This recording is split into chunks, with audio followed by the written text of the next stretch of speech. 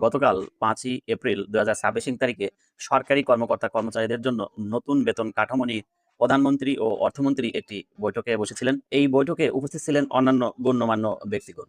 প্রিয় দর্শক শ্রোতা, এই মিটিংয়ের সর্বশেষ রিপোর্ট অনুসারে এতটুকু জানতে পেরেছি যে সরকারি কর্মকর্তা-কর্মচারীদের জন্য নতুন বেতন কাঠামো নিয়ে সরকার কাজ করছে। নিঃসন্দেহে এটি একটি সুখবর সরকারি কর্মকর্তা-কর্মচারীদের জন্য। এবার আসা যাক মূল বিষয় নিয়ে। বলা হয়েছে যে সচিব কমিটি একটি নির্ভরযোগ্য প্রতিবেদন সরকারের কাছে জমা দিলে পরবর্তীতে পদক্ষেপ নিবে সরকার। যে কমিশনটা অন্তর্বর্তীকালীন সরকারের রেখে যাওয়া প্রতিবেদনের উপর নির্ভর করে একটি নির্ভরযোগ্য আগামী দিনের অর্থনৈতিক অবস্থা বিবেচনা করে সরকারি কর্মকর্তা-কর্মচারীদের জন্য একটি নতুন পে স্কেল বাস্তবায়ন করবে ইনশাআল্লাহ। নতুন বেতন কাঠামোর প্রতিবেদন জমা দিবে সরকারের হাতে। আর ওই প্রতিবেদনের উপর নির্ভর করবে লাখ লাখ কর্মকর্তা-কর্মচারীদের স্বপ্ন। প্রিয় দর্শক, পে স্কেল বাস্তবায়ন হোক, সরকারি কর্মকর্তা-কর্মচারীরা মনোযোগ দিয়ে কাজ করুক, দেশের উন্নতি হোক, দেশের সাধারণ জনগণ যারা রয়েছে উন্নত সেবা পাক, এই কামনায় আমি শেষ করছি। আসসালামু আলাইকুম।